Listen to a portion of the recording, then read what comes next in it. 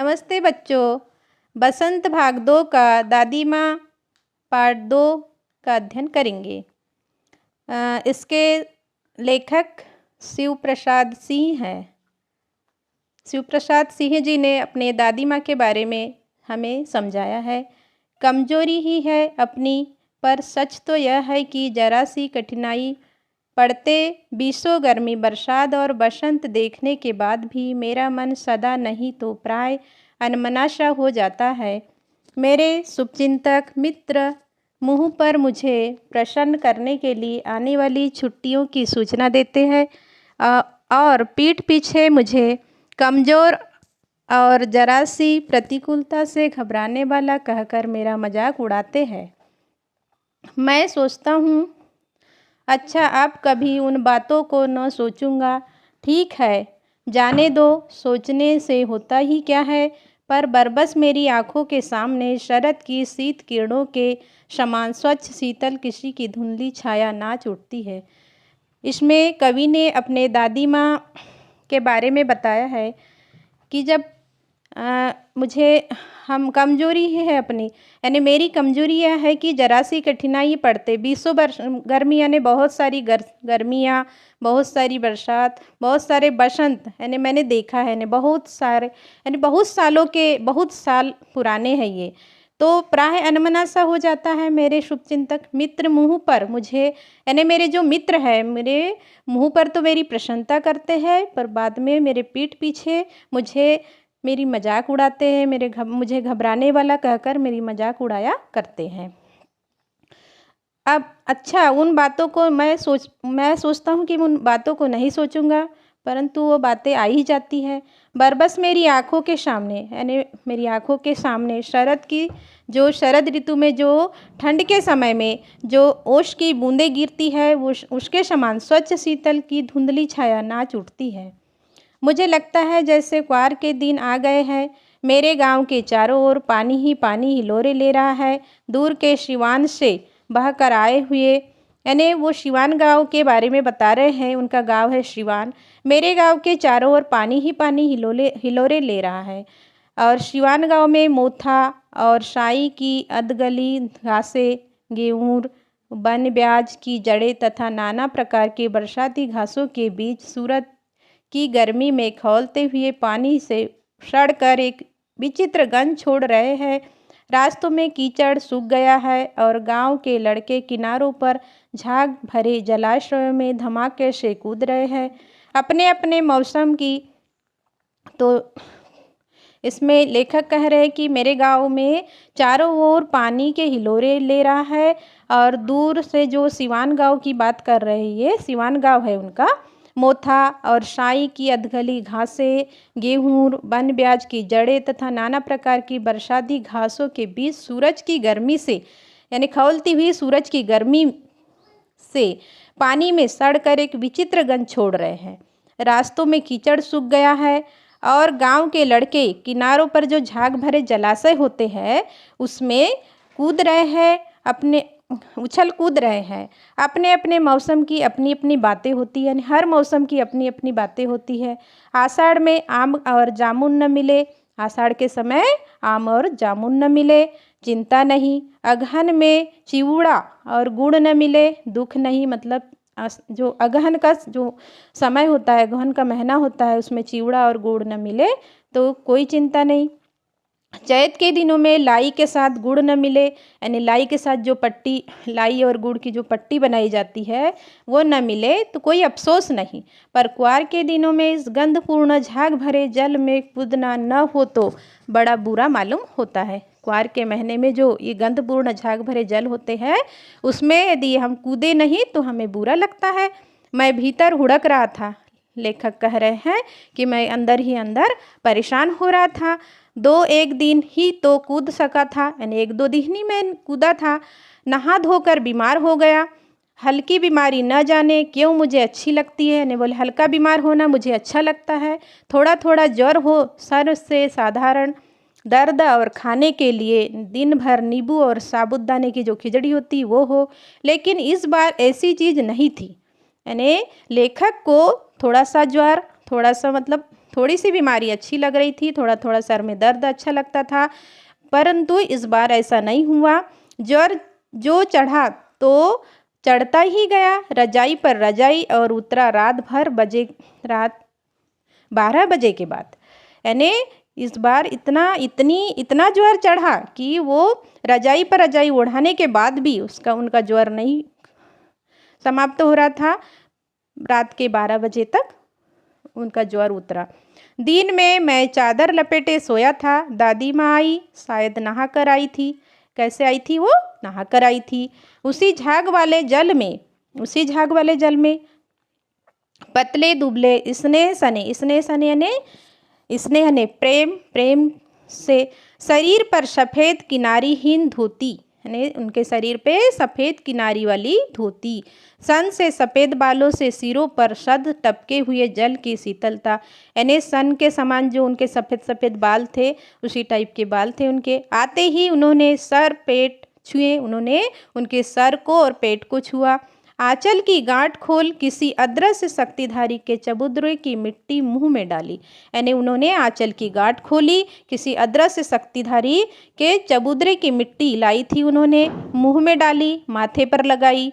दिन रात चारपाई के पास बैठी रहती, यानी हर समय उनकी चारपाई ने लेखक की चारपाई के हर पास में बैठी रहती थी उनकी दादी माँ।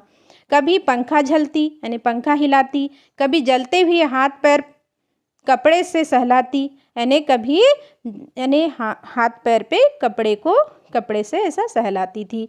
सर पर दालचीनी का लेप करती, सर के ऊपर दालचीनी का लेप करती, और 20 बार छू छू कर ज्वर का अनुमान करती, यानी बहुत बार उनके सर को छू करके उनके बुखार का अनुमान करती। ज्वर यानी बुखार। हांडी में पानी आया कि नहीं, उसे पीपल की छाल में छौंका कि नहीं, खिचड़ी में मूंग की दाल एकदम मिल तो गई है, कोई बीमार के घर में सीधे बाहर से आकर तो नहीं चला गया, आदि लाखों प्रश्न पूछ पूछ कर घर वालों को परेशान कर देती। यानी दादी मैं कैसी करती थी? हांडी में पानी आया कि नहीं, उसे पीपल की छाल में छौंका कि नहीं, खिचड़ी में मूंग की दाल एकदम मिल गई कि नहीं, कोई बीमार के घर में सीधे बाहर से आ तो नहीं गया, नहीं आदि लाखों प्रश्न पूछ पूछ पर घर वालों को परेशान कर देती थी। दादी माँ को गवई गाँव की 50 किस्म की दवाओं के नाम याद थे। दादी माँ को 50 किस्म की यानी जो बीमारियाँ होती थी उनकी दवाइयों के नाम पता थे। गांव में कोई बीमार होता है उसके पास पहुंचती और वहाँ भी वही काम करती थी, जो बीमार होते थे उनके पास भी जाकर वही काम करती थी। हाथ छूना, माथा छूना, पेट छूना, फिर भूत से लेकर मलेरिया, सर्वसाम, निमोनिया तक का अनुमान विश्वास के साथ सुनाती थी। यानी उनको बहुत सारे अनुभव थे। किसको? दादी माँ को। किसकी? लेखक की दादी माँ को। तो वो अनुमान लगाती थी बीमारियों का और विश्वास के साथ, अपने विश्वास के साथ वे लोगों को बताती थी। महामारी और विषुचिका के दिनों में रोज़ सवेरे उठकर स्नान यानी नहाती थी। नहाने के बाद लौंग और गुड़ मिश्रित जलधार, गुग्गल और धूप, सफाई कोई उनसे सीख ले, यानी सफाई यानी ये सब इन्हें बीमारी न हो इसके लिए दादी माँ करती थी। उनसे सीख ले, यानी सफाई के बारे में दादी माँ से सीख ले। दवा में देर होती, मिश्री या शहद खत्म हो जाता, यदि मिश्री खत्म हो गई, शहद खत्म हो गई तो दादी माँ को बहुत चिंता लगी रहती थी। चादर या गिलाफ नहीं बदले जाते तो वैसे पागल हो जाती थी वो। यदि आप चादर नहीं बदले हो, गिलाफ नहीं बदले हो तो पागल की तरह करती थी दादी माँ। बुखार तो मुझे अब भी आता है, अभी भी आता है, लेखक को अभी भी बुखार आता है, परंतु ये सब चीज़ें पहले होती थी, अब नहीं होती। नौकर पानी दे जाता है, नौकर जो थे पानी देते हैं, अब दादी माँ नहीं रही। मेष महाराज जो अपने मन से पका कर खिचड़ी या साबूदाने की खिचड़ी दिया करते हैं, साबू यानी साबूदाने की खिचड़ी। डॉक्टर साहब आकर नाड़ी देख जाते हैं और कुकेन मिक्सचर की शीशी की तिताई के डर से बुखार भी भाग जाता है। कुकेन मिक्सचर की शीशी के यानी डर के मारे मेरा बुखार भी भाग जाता है, लेखक बोल रहे हैं। पर न जाने कि ऐसे बुखार को बुलाने का जी नहीं होता। बोले ऐसे बुखार को बुलाने का जी नहीं होता। लेखक कह रहे हैं कि एक बार की बात थी, किशन भैया की शादी ठीक हुई, यानी किशन भैया की शादी की का वर्णन किया गया है इसमें। दादी माँ के उत्साह और आनंद का क्या कहना। दिन भर गायब रहती थी, सारा घर जैसे उन्होंने सर पर उठा लिया हो। पड़ोसीन आती थी, बहुत बुलाने पर दादी माँ आती थी, उनके बहुत बुलाने पर दादी माँ आती थी। बहन बुरा न मानना, उनको बोलती थी कि बहन बुरा न मानना। काम रोजगार वाला का घर ठहरा, यानी काम काज का घर ठहरा, एक काम अपने हाथ से न करूँ तो होने वाला नहीं है। दादी माँ बोलती कि मैं यदि एक काम भी अपने हाथों से न करूँ तो होने वाला नहीं है। जानने को यूँ सभी जानते थे कि दादी माँ कुछ करती नहीं, जानते तो सभी थे कि दादी माँ कुछ नहीं करती, पर किसी काम में उनकी अनुपस्थिति वस्तुतः विलंब का कारण बन जाती। उन्हीं दिनों की बात है, एक दिन दोपहर को मैं घर लौटा। लेखक बोल रहे हैं कि उसी दिन की बात है, उन्हीं दिनों की बात है। मैं एक दिन जब घर लौटा, बाहरी निकसार में दादी माँ किसी पर बिगड़ रही थी। बोले बाहर जब दादी माँ किसी और पे बिगड़ रही थी, देखा पास के कोने में दुबकी रामी की चाची खड़ी है। कौन है? रामी की चाची खड़ी है। सो न होगा धन्नो, दादी माँ बोल रही उससे कि सो न होगा धन्नो, रुपए मैं सूद के आज दे दे, तेरी आँख में तो शर्म है ही नहीं। मांगने के समय कैसी आई थी, पैरों पर नाक रगड़ती फिरी, किसी ने एक पाई भी न दी। अब लगी है आजकल करने, फसल में दूंगी, अब क्या तेरी खातिर दूसरी फसल कटेगी।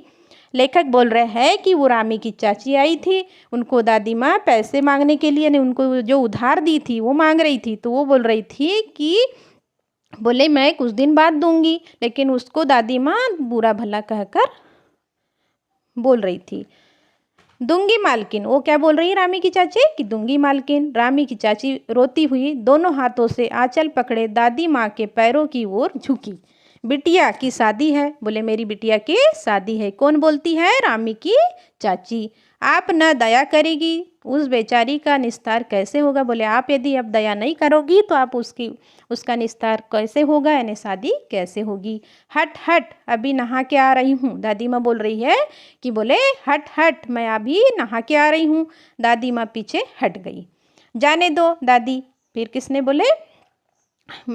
लेखक बोल रहे हैं शिव प्रसाद सिंह कि बोले मैंने बोला कि जाने दो दादी, मैंने इस अप्रिय प्रसंग को हटाने की गरज से कहा। बेचारी गरीब है, दे देगी कभी।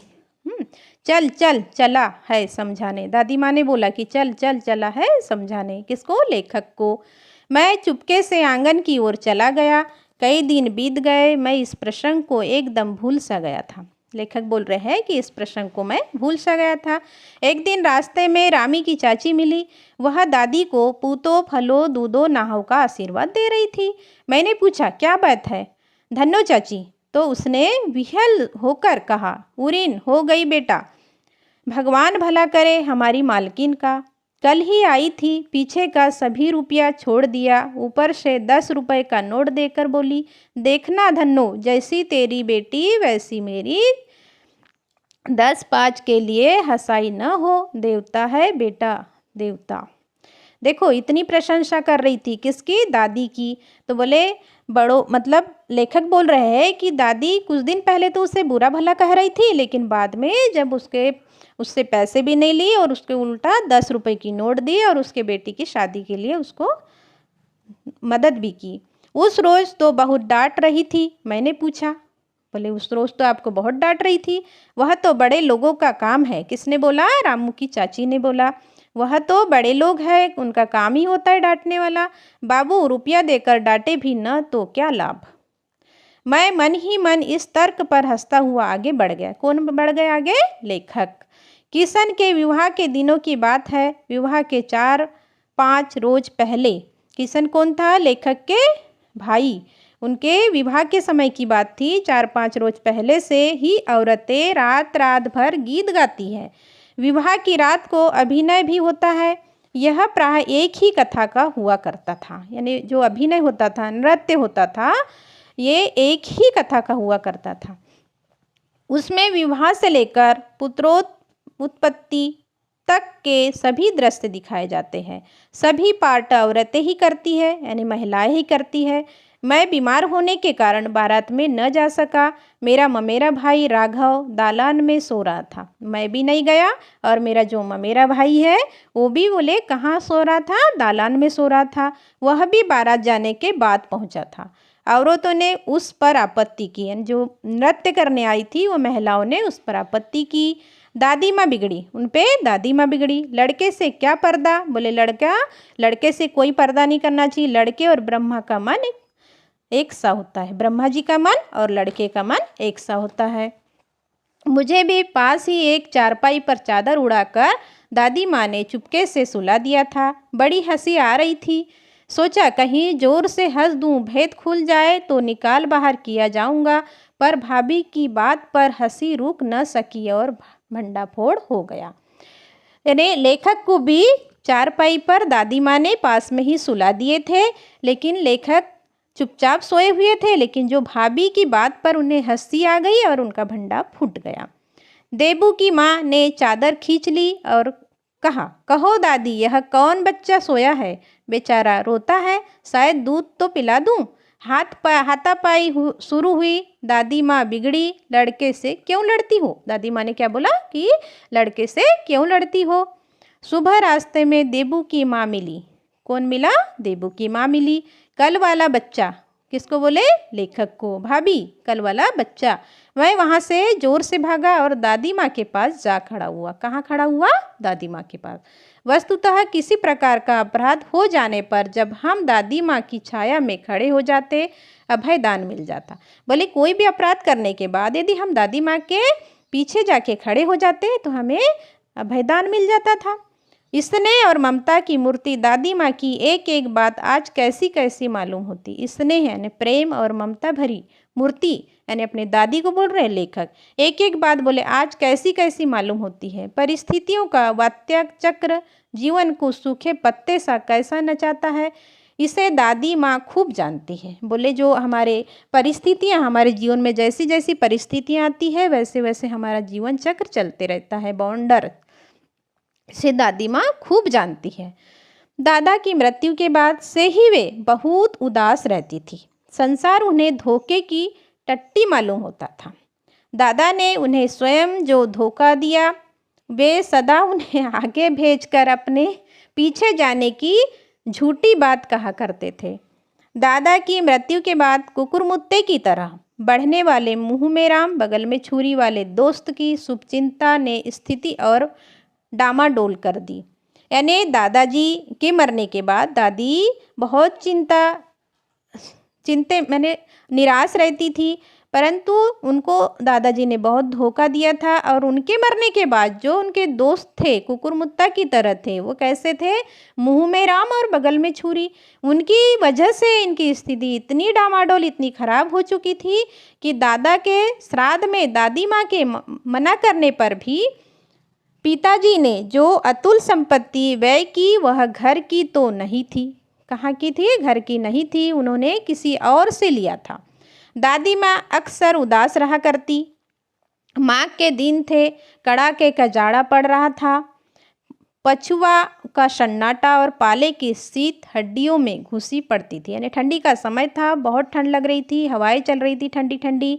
शाम को मैंने देखा दादी माँ गीली धोती पहने कोने वाले घर में एक संदूक पर दिया जलाए हाथ जोड़कर बैठी थी। कहाँ बैठी थी, कोने में बैठी थी, संदूक पर दिया जलाए थे और हाथ जोड़ के बैठ गई थी।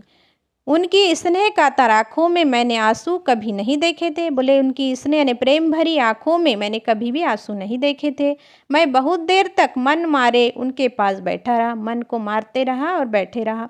उन्होंने आंखें खोली। दादी माँ, मैंने धीरे से कहा। क्या बोला, मैं लेखक बोल रहे कि मैंने अपनी दादी माँ से बोला कि मैं दादी माँ धीरे से कहा, क्या है रे, तू क्या यहाँ क्यों बैठा है। दादी माँ बोली, दादी माँ एक बात पूछूं, बताओगी ना।